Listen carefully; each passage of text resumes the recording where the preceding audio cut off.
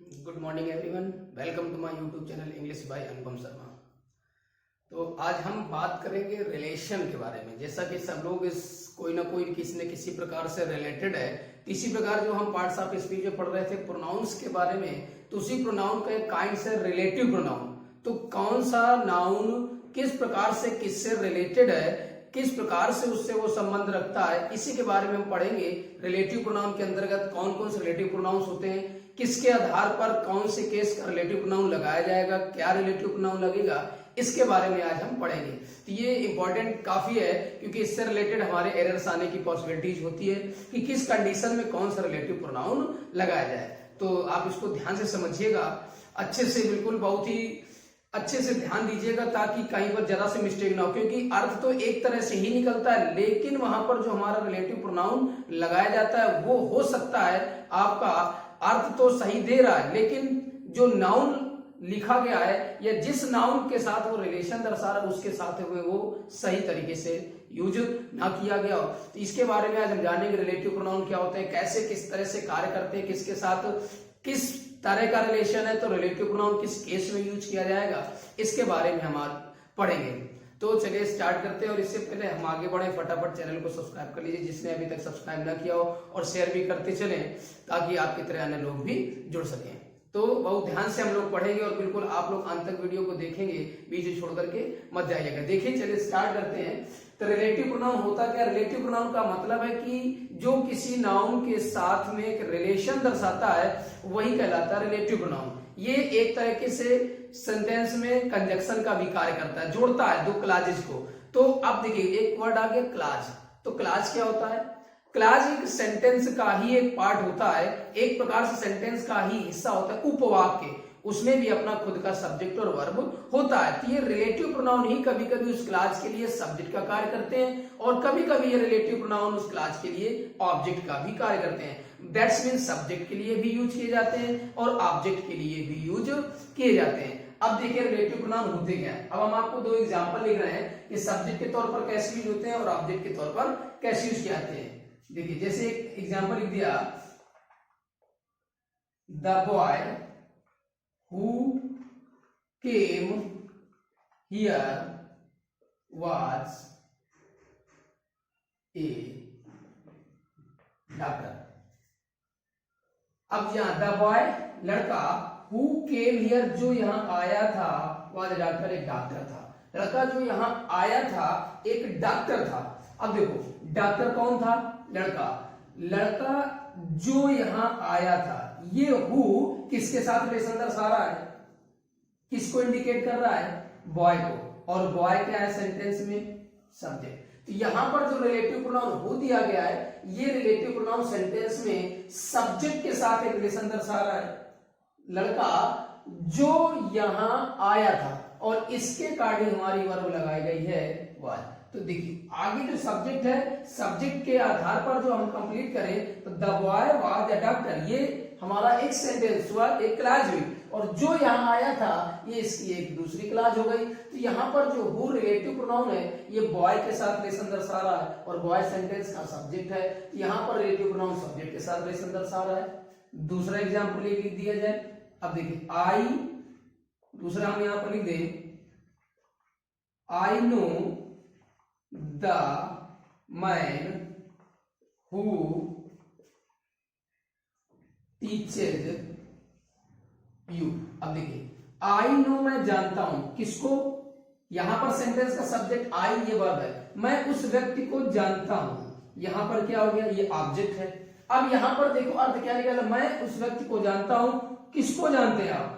जो तुमको पढ़ाता है। अब ये इसी मैन के साथ रिलेशन दर्शा रहा है, यहां पर भी इसका अर्थ जो का ही निकल रहा है, बट ये सेंटेंस में ऑब्जेक्ट की तरह वर्क कर रहा है। अब ये एक रिलेटिव प्रोनाउन ऑब्जेक्ट के साथ रिलेशन दर्शा रहा है। तो इस प्रकार से आप ध्यान रखिए कि जो रिलेटिव प्रोनाउन होता है वो सेंटेंस में सब्जेक्ट के साथ भी रिलेशन दर्शाता है और ऑब्जेक्ट के साथ भी रिलेशन शो करता है। किसी भी तरीके से ऑब्जेक्ट के साथ रिलेशन दर्शा रहा है, दोनों जगह देखो अर्थ क्या निकला? जो। बट ये सेंटेंस का सब्जेक्ट है, लड़का जो यहां आया था डॉक्टर था। मैं जानता हूं, किसको जानता हूं? जानने का काम तो मैं कर रहा हूं, सेंटेंस का सब्जेक्ट आई है।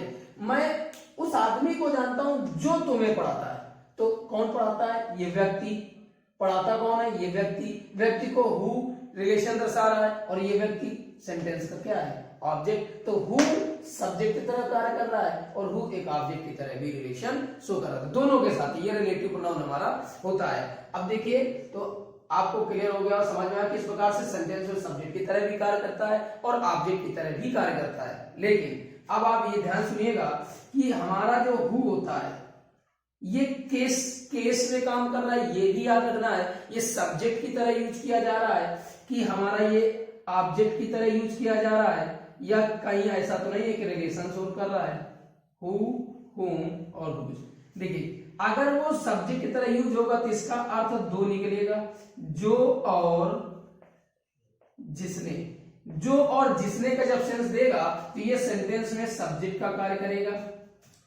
हु जब ऑब्जेक्ट का वर्क करेगा तो इसका अर्थ निकल के आएगा जिसे या जिसको।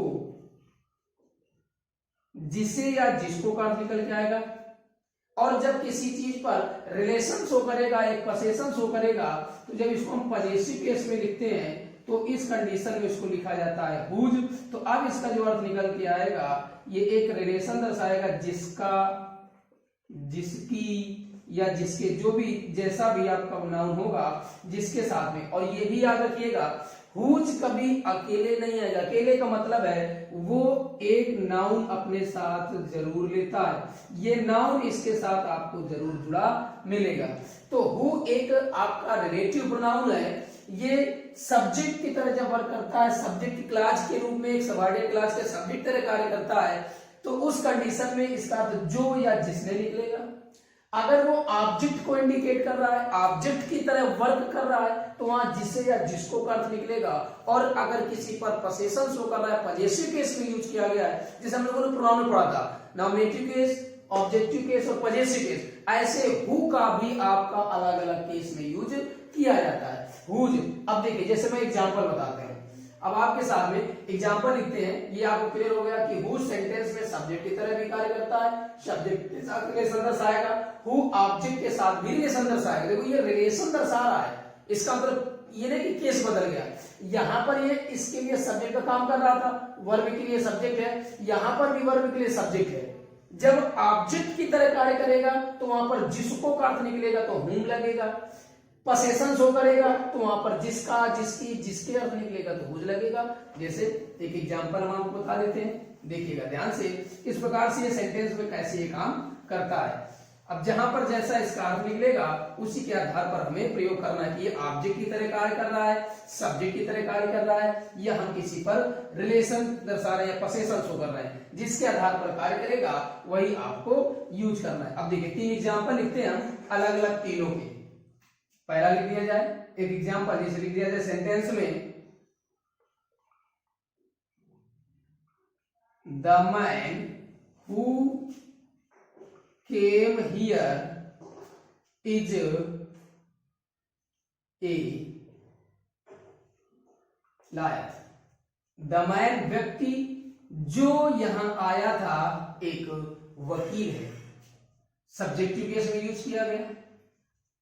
दूसरा देखिए यहां पर सेंटेंस एक दूसरा, अब ये देखिए जो का सेंस निकल के आ रहा है, एक आदमी जो यहां आया था, या हम दूसरा लिख दिया जाए a man who called you, जिसने तुम्हें पुकारा। तो जिसने तुम्हें पुकारा, जिसने का सेंस आ गया। तो जो या जिसने दोनों सेंस में कहीं पर कुछ भी आ जाए, जो का अर्थ निकले या जिसने का अर्थ निकले, इसका मतलब है कि वो सब्जेक्टिव केस में है। ठीक, अब जिसको का अर्थ क्या आएगा? जिसको, देखिए जिसको का अर्थ कैसे निकलेगा? The boy whom you taught is a doctor. अब देखो द बॉय लड़का, इसके अकॉर्डिंग ये सेंटेंस का आगे लिखा हुआ है वर्ब और कॉम्प्लीमेंट। लड़का एक डॉक्टर है, लेकिन कौन सा लड़का? जिसको तुमने पढ़ाया था। अब यहां पर देखो ऊपर अर्थ क्या निकला था? जो। अब नीचे अर्थ क्या निकल रहा है? जिसको या जिसे आ गया। लड़का whom you taught, जिसको तुमने पढ़ाया था, is a doctor। तो तुमने पढ़ाया था, पढ़ाने का काम तुमने किया, सब्जेक्ट है, ये वर्ब है। तुमने पढ़ाया किसको था, लड़के को, तो तुम्हारे लिए ये सेंटेंस का क्या हुआ, ऑब्जेक्ट। और देखो अब ऑब्जेक्टिव केस में काम कर रहा है, तो तुमने पढ़ाया इसको था और यही लड़का एक डॉक्टर है, तो ये whom किसके साथ रिलेशन दर्शा रहा है, इसके साथ में। देखिए तो ये ऑब्जेक्टिव केस में यूज किया गया, ये सब्जेक्टिव केस में यूज किया गया। एक दूसरा एग्जांपल लिख लेते हैं, देखिएगा, जैसे आई नो द बॉय, मैं उस लड़के को जानता हूं, किसको, whose father is a doctor या टीचर जो भी है।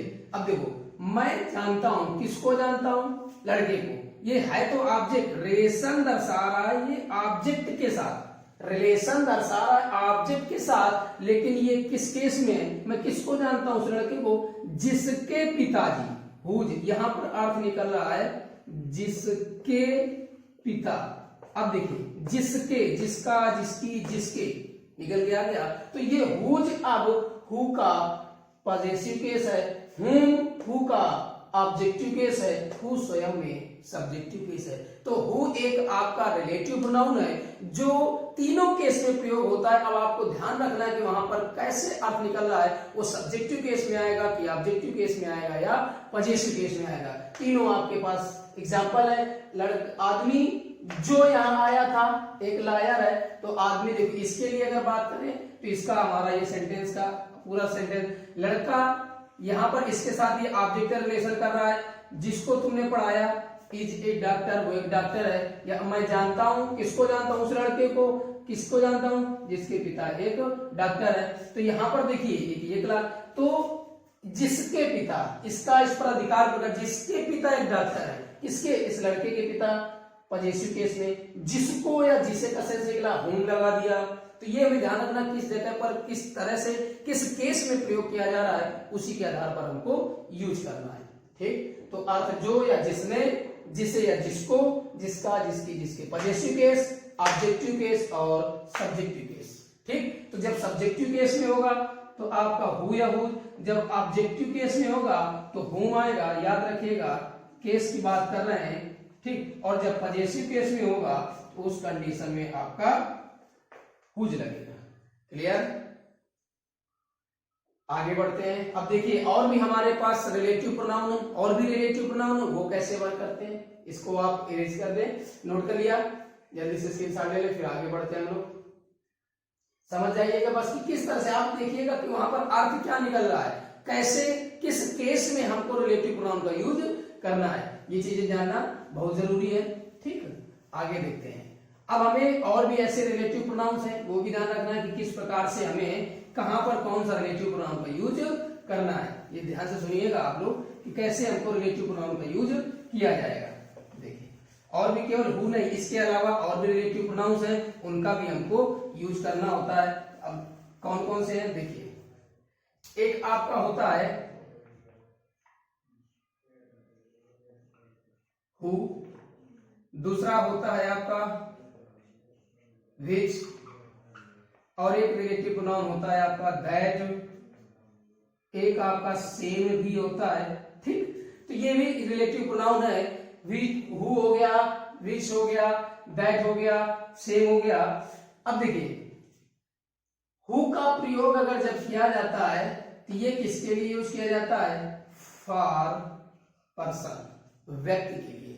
हु का प्रयोग व्यक्तियों के लिए किया जाता है। कहने का मतलब ये जिस नाउन के साथ रिलेशन दर्शाएगा वो एक पर्सन होगा, और ये भी है रिलेटिव प्रोनाउन। कोई भी रिलेटिव प्रोनाउन होगा, हु, विच, दैट, जिस नाउन के साथ रिलेशन दर्शाएगा ये उसी के तुरंत बाद लगा होता है। ये भी याद रखिएगा, ये जिस नाउन के साथ रिलेशन दर्शाएगा वो नाउन इनके तुरंत, ये जितने भी लगे हैं, ठीक याद रखिएगा, वो जिसके साथ रिलेशन दर्शाता है ये सब आपके उसी नाउन के तुरंत बाद लगाए जाते हैं। दैट्स मीन नाउन उसके बाद रिलेटिव प्रोनाउन। विच का प्रयोग अगर किया जाए तो विच का प्रयोग किया जाता है एनिमल्स के लिए, विच का प्रयोग एनिमल के लिए किया जाता है। एरर कहां से आ जाती है? एरर ये आती है कि जहां पर हु लगना चाहिए वहां पर विच लगा देगा, या विच का यूज करना चाहिए तो हु लगा देगा। ठीक। दैट की अगर बात करें तो दैट हमारा जो है ये वस्तुओं के लिए यूज किया जाता है, और ये पर्सन के लिए भी यूज कर देते हैं। जहां पर हमें हु का यूज करना है, तो जैसे हु का यूज करते हैं तो उसकी जगह हम दैट का जो प्रयोग भी कर देते हैं। ठीक, ये भी ध्यान रखिएगा। और ये आपका जो दिया गया है ये वस्तु के लिए यूज किया जाता है। और एक चीज याद रखिए, सेम जब आता है तो सेम का जब प्रयोग किया गया तो सेम के साथ आगे जो आएगा कंजक्शन के तौर पर रिलेटिव नाउन, वो क्या लगेगा? एज। जैसे एक एग्जांपल हम बता दिया इसलिए, this is the same pen as I bought. अब देखिए सेम के साथ जब एरर देगा तो क्या एरर देगा? सेम के साथ यहां पर एज ना लगा करके आपको दैट का यूज कर देगा। यही आपको ध्यान रखना है कि सेम का जब प्रयोग किया गया है तो वहां पर एज का प्रयोग किया जाएगा, ना कि दैट, विच या हु का यूज करेंगे। This is the same pen, ये ठीक वैसा ही पेन है जैसा आई बॉट मैंने खरीदा था। तो सेम का यूज किया गया तो सेम के साथ रिलेटिव नाउन क्या लगेगा? एज। याद रखिएगा, देखो पेन के लिए रिलेशन दर्शा रहा है, कैसा कौन सा पेन है? This is the same pen, pen की बात कर रहा है तो लगा दिया गया एज आई बॉट। ठीक, तो ये याद रखिएगा किस प्रकार से हमें कहां पर कैसे सेंटेंस में कैसे यूज करना। तो हु पर्सन के लिए यूज किया जाता है, विच एनिमल के लिए यूज किया जाता है, दैट आपका वस्तुओं के लिए यूज करते हैं, और कभी कभी पर्सन के लिए भी यूज कर दिया जाता है। जैसे एग्जांपल की अगर बात कर दिया जाए तो एरर कैसे देगा? यहां लिख दिया जाए this is the student which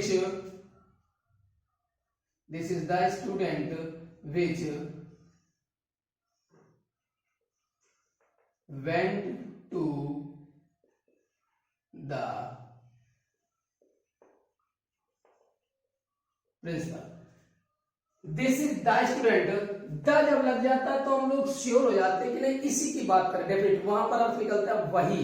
this is the student, ये वही विद्यार्थी है जो, अब देखिए जो का अर्थ निकल के तो आया है, who went to the principal, जो प्रधानाचार्य के पास गया था, लेकिन हम बात किसकी कर रहे हैं? स्टूडेंट की। स्टूडेंट कौन है? एक पर्सन है, इसलिए पर्सन के अकॉर्डिंग यहां पर विच न लगा करके क्या लगाएंगे? हु लगाएंगे। ठीक, दूसरा एक एग्जांपल लिख लेते हैं हम। यहां पर देखिएगा जैसे लिख दिया जाए the horse whom I bought is black. The horse whom I bought, घोड़ा जिसे मैंने खरीदा था, is black, वो ब्लैक है। अब देखो बात किसकी की जा रही है? जो whom रिलेशन दर्शा रहा है किसके साथ दर्शा रहा है? हॉर्स के साथ। हॉर्स क्या है? एक एनिमल है। अब एनिमल है तो एनिमल के लिए क्या लगाते हैं? विच, और हमने लगाया क्या? ये तो हु पर्सन के लिए आता है, उसका ऑब्जेक्टिव केस लगा दिया, तो यहीं पर आपका ये एरर है। आपको क्या लगाना पड़ेगा? विच। द हॉर्स, घोड़ा जिसे या जो मैंने खरीदा था, इज ब्लैक, ब्लैक है। घोड़ा जो मैंने खरीदा था या जिस घोड़े को मैंने खरीदा था वो घोड़ा कैसा है? ब्लैक है। एनिमल की बात कर रहा था, होम न लगा करके क्या लगेगा? विच लगा दें। दैट का प्रयोग, दैट के लिए जिस लिख दिया जाए the pen that I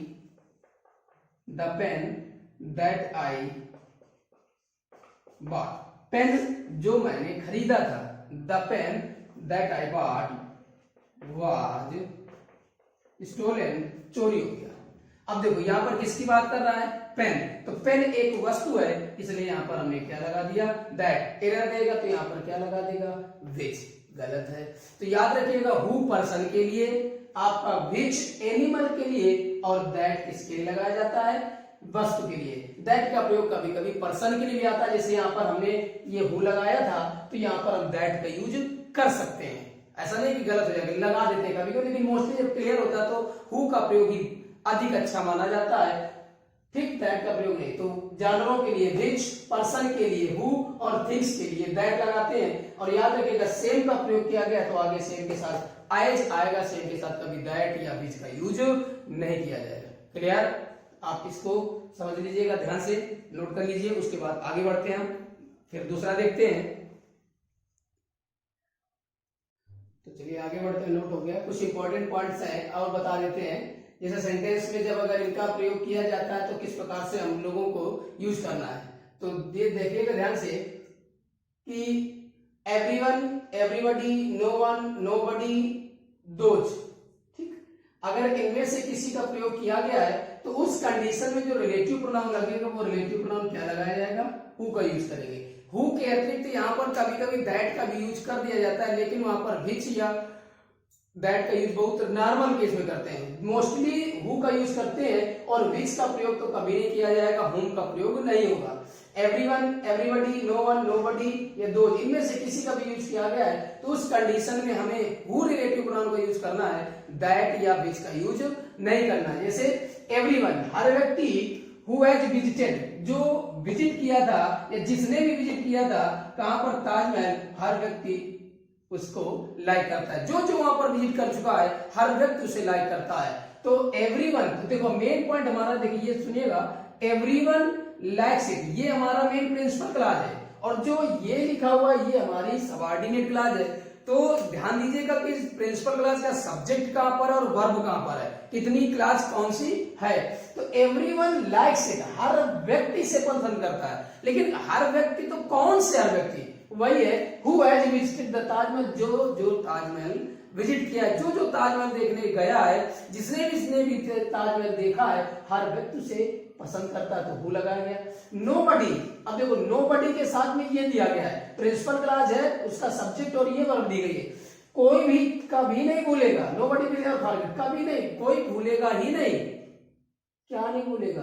who was the match, जिसने भी मैच देखा वो कभी भी इसे भूलेगा नहीं। तो जिसने भी इसको देखा, यहाँ पर जो का सेंस आ रहा था, यहाँ पर जिसने का सेंस आ रहा है, लेकिन देखिए इसके साथ में हु का प्रयोग किया जाएगा, विच का प्रयोग नहीं करेंगे। वैसे पहले बता दिया गया था विच का यूज एनिमल्स के लिए किया जाता है, जबकि यहाँ तो पर्सन की बात हो रही है तो हु लगेगा। अब आगे इसी प्रकार अब यहाँ देखते हैं, अगर सेंटेंस में everything, nothing, any, all, the only, no, much, the little, the few, इनमें से अगर किसी का भी यूज किया गया है तो उसके साथ में दैट का यूज किया जाएगा, ना कि कभी भी उसके साथ में विच का यूज किया जाएगा, ना तो उसके साथ हु का यूज किया जाएगा और ना तो उसके साथ में हुम का यूज किया जाएगा। सेंटेंस में everything, nothing, any, all, the only, no, much, the little, the few, इनमें से कोई भी अगर यूज किया गया है तो उसके बाद में दैट का ही यूज करेंगे, विच, हु या हुम का भी नहीं यूज किया जाएगा। माय फादर गेव मी, मेरे पिताजी ने दे दिया, एवरीथिंग, हर चीज, मेरे पिताजी ने वो सब कुछ दे दिया जो ही हैड, वो रखते थे, जो भी उनके पास था वो सब कुछ उन्होंने दे दिया। तो अर्थ हमारा निकल रहा है जो का ही, लेकिन याद रखिएगा अब एवरीथिंग इस वजह से यहां पर क्या लगा? That. This is the only pen, ये केवल वही पेन है, केवल एकमात्र पेन है, दैट आई बॉट यस्टरडे, जो मैंने कल खरीदा था। एरर देगा तो क्या करेगा? यहाँ विच लगा देगा, यहाँ पर विच का यूज कर देगा। और देखिए दैट पेन किसकी बात कर रहा है? सिर्फ इस ओनली पेन की बात कर रहा है, तो ओनली के लिए यहाँ पर क्या लगा? दैट। सिर्फ द ओनली की वजह से, यूज तो पेन के लिए किया गया है लेकिन इसकी वजह से लगाया गया that. She has spent the little money that I gave her, उसने खर्च क्या कर दिया? मनी। तो वो जो कुछ भी उसके पास थोड़ा बहुत धन था वो सब उसने खर्च कर दिया, जो कुछ भी उसके पास धन था। तो देखिए यहाँ पर द लिटिल लगा हुआ है इसलिए दैट लगा दिया गया। द फ्यू आता है, याद रखिएगा लिटिल अनकाउंटेबल के लिए होता है, जबकि द फ्यू आपका काउंटेबल के लिए होता है। ठीक, तो ये पॉइंट आपको याद रखना है किस तरीके से कहां पर हमें यूज करना है। एवरीवन दिया गया, everybody, no one, nobody, those, इसके साथ में हु का यूज करेंगे, जबकि everything, nothing, any, all, the only, no, much, the little, the few, इनके साथ हमें दैट का यूज करना है। हु, विच या हुम का यूज नहीं किया जाएगा। ठीक, क्लियर? तो इसको आप नोट करिए, फिर हम लोग आगे बढ़ते हैं दूसरे पॉइंट की ओर। जल्दी से देख लेते हैं कौन कौन से पॉइंट्स है, इंपॉर्टेंट पॉइंट है रिलेटिव प्रोनाउन से जो रिलेटेड है, कहां पर कैसे एरर दिया जाता है। एक मेन पॉइंट है आपको याद रखना है, who for person, which for animal and that for things. और अगर सेंटेंस में कभी सेम आता है तो सेम के साथ में as, this is the same pen as I bought, तो सेम के साथ में दैट का यूज ना करके एज का यूज किया जाएगा। ठीक, याद रखिएगा हु का प्रयोग nominative case, objective case, positive case तीनों में किया जाता है। अब देखना वहां पर अर्थ कैसे निकल रहा है, किस केस में यूज किया जाना उसका भी ध्यान देखना जरूरी है। तो चलिए आगे बढ़ते हैं, देखते हैं अब हमें कौन सी किस तरह से यूज करना है। देखिए एक पॉजिटिव, इसमें आपका रिलेटिव प्रोनाउन आता है जो आपका एक इंट्रोगेटिव प्रोनाउन है, जैसे हम कह सकते हैं व्हाट। यहाँ पर हु देखा जाए तो ये भी हमारा इंट्रोगेटिव एक वर्ड है लेकिन रिलेटिव प्रोनाउन की तरह कार्य करता है। इसी प्रकार हम व्हाट का यूज भी कर सकते हैं जहां पर अर्थ जो कुछ का निकलता है, जो कुछ या जो का सेंस आता है वहां पर भी हम व्हाट का यूज कर देते हैं। जैसे लिख दिया जाए, हम व्हाट का यूज कैसे करेंगे, देखिएगा इसका अर्थ निकल के आएगा जो निकलता है या जो कुछ भी निकल आता है, ये ज्यादा सही होता है जो कुछ। अब देखिए कैसे, यहां पर लिख दिया जाए व्हाट यू से, जो कुछ भी तुम कहते हो उसके बाद लिख दिया जाए इज करेक्ट, बिल्कुल सही, व्हाट यू से इज करेक्ट। तो व्हाट का प्रयोग यहां पर किया गया है कि व्हाट यू से इज करेक्ट, तो जो कुछ भी तुम कहते हो वो क्या है, सही है। तो व्हाट का यूज भी किया जाता है वहां पर, लेकिन व्हाट का प्रयोग जो कुछ के सेंस में आता है। जैसे एक और लिख दिया जाए यू कैन टेक, तुम ले सकते हो व्हाट यू लाइक, जो भी तुम्हें पसंद हो, जो कुछ तुम्हें पसंद हो तुम ले सकते हो। तो यू कैन टेक, आप ले सकते हैं व्हाट यू लाइक। अब यहां पर भी व्हाट का अर्थ आ गया तो यहां पर क्या निकल रहा है, जो। तो कभी कभी व्हाट का यूज लेकिन सही पूछा जाए तो यहां पर जो से अधिक बेहतर अर्थ क्या माना जाएगा, जो कुछ। यू कैन टेक, आप ले सकते हैं व्हाट यू लाइक, जो भी तुम्हें पसंद, जो कुछ तुम्हें पसंद हो तुम ले सकते हो। यहाँ पर जो कुछ तुम कहते हो इट्स करेक्ट, बिल्कुल सही है। तो यहाँ पर इसका भी प्रयोग कर दिया गया कि किस प्रकार से हमें व्हाट का प्रयोग करना है। ओके, ये रिलेटिव प्रोनाउन से संबंधित कुछ पॉइंट्स हैं, इसको आप समझ लीजिएगा। ठीक, उसके बाद फिर आगे देखते हैं, दूसरा पॉइंट हम लोग देखते हैं किस प्रकार से करना है। क्लियर हो गया, देखते हैं दूसरा पॉइंट, इसी के आगे बढ़ते हैं। तो यह व्हाट का यूज याद रखिएगा किस प्रकार से किया जाता है। इसी में हम आगे देखते हैं, दूसरा एक लास्ट पॉइंट है रिलेटिव प्रोनाउन से रिलेटेड। जैसे अगर कभी आपका स्ट्रक्चर आ जाए, एक होता है सच, सच माने ऐसा या ऐसी, ये सेंस निकलता है। तो अगर आपका इस प्रकार से स्ट्रक्चर आ जाता है कभी सच, और एक चीज याद रखिएगा सच के बाद ए या एन का यूज किया जाता है। अब इसके दो स्ट्रक्चर है, सीधे यहां पर आपका नाउन आ सकता है या कभी कभी हो सकता है उसके साथ में आपका कोई एडजेक्टिव दे दिया जाए। यहां पर आपका नाउन को क्वालिफाई करने वाला एक एडजेक्टिव भी आ सकता है। तो याद रखिएगा जब सच का प्रयोग किया जाएगा तो उसके बाद में हमें यहाँ पर एज का प्रयोग करना है। एज के अतिरिक्त किसी अन्य रिलेटिव प्रोनाउन का प्रयोग नहीं किया जाएगा। सच के साथ में एज का प्रयोग किया जाएगा, किसी अदर रिलेटिव प्रोनाउन का प्रयोग नहीं किया जाएगा। जैसे एक एग्जांपल लिख दिया जाए,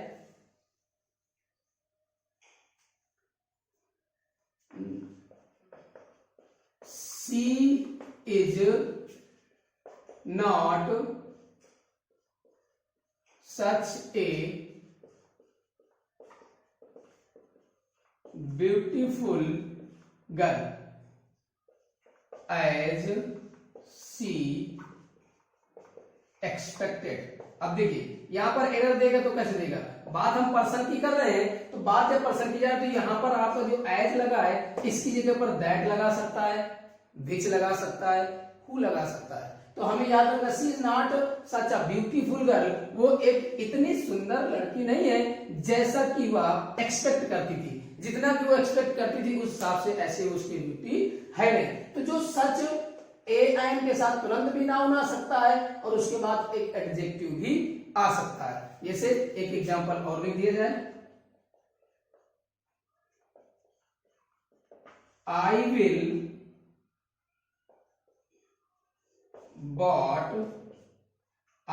bought such a house that he I will buy such a house that he bought। अब देखो I will buy मैं खरीदूंगा कैसा, एक ऐसा घर जैसा कि उसने खरीदा, जैसा कि उसने खरीदा मैं वैसा ही घर खरीदूंगा। तो यहाँ पर ये एरर है, क्यों? क्योंकि सच की वजह से यहाँ पर दैट का यूज नहीं करेंगे, उस कंडीशन में हमें किसका यूज करना पड़ेगा, I will buy such a house, as का यूज करेंगे ना कि वहां पर दैट का यूज करेंगे, ही बट। अब ये आपका सेंटेंस बिल्कुल सही। तो एरर आपका कहीं भी आ सकता है, तो सच के साथ जैसे सेम के साथ एज का यूज किया जाता है, ऐसे ही सच के साथ भी एज का ही यूज किया जाएगा। This is the same pen, this is the same house, this is the same book, उसके बाद एज का ही प्रयोग किया जाएगा, as I wanted, as I want, as I bought, जो भी आएगा। तो सेम के साथ भी आपका एज आएगा, सेम या सच के साथ में भी हमको एज का प्रयोग ही करना है, दैट या हु का प्रयोग नहीं किया जाएगा। तो ये रिलेटिव प्रोनाउंस से संबंधित आपके कुछ पॉइंट्स थे जो आपके एग्जाम में पूछे जा सकते हैं, एरर इनसे रिलेटेड आ सकती है, तो आप इसको ध्यान से पढ़िएगा, अच्छे समझिएगा, प्रैक्टिस करिएगा, कहीं से भी कोई भी क्वेश्चन हो और अगर कोई प्रॉब्लम होती है तो आप कमेंट में आकर के हमें बताइएगा, अपनी प्रॉब्लम शेयर करिएगा, हम उसका सोल्यूशन देंगे। बट आप अच्छे से प्रैक्टिस करते रहिए, बढ़ते रहिए, आगे बढ़ते रहिए, लगातार आप पढ़ेंगे, जब प्रैक्टिस करेंगे तो अपने आप आपको आ जाए। हो सकता है कंफ्यूजन हो, लेकिन याद रखिएगा हु, विच, दैट, यही तीन मेन रिलेटिव प्रोनाउन है। ये दिमाग सेट कर लो कि हु का प्रयोग पर्सन के लिए, दैट का प्रयोग थिंग के लिए, या दैट का प्रयोग पर्सन के लिए भी किया जाता है, कभी कभी किया जा सकता है, और उसके बाद में विच का प्रयोग एनिमल के लिए किया जाता है। ठीक, ये सारी चीजें कहां पर किसका प्रयोग, किस कंडीशन में कौन सा प्रयोग नहीं किया जाएगा, ये सारे इंपॉर्टेंट पॉइंट भी आपको जानने जरूरी है। तो चलिए मिलते हैं फिर आपको अगले टॉपिक में एक नए रूल्स के साथ में, नए पॉइंट लेकर के। तब तक आप लगातार पढ़ते रहिए, आगे बढ़ते रहिए और घर पे रहिएगा, सुरक्षित रहिएगा। तो thanks for watching this video, good bye.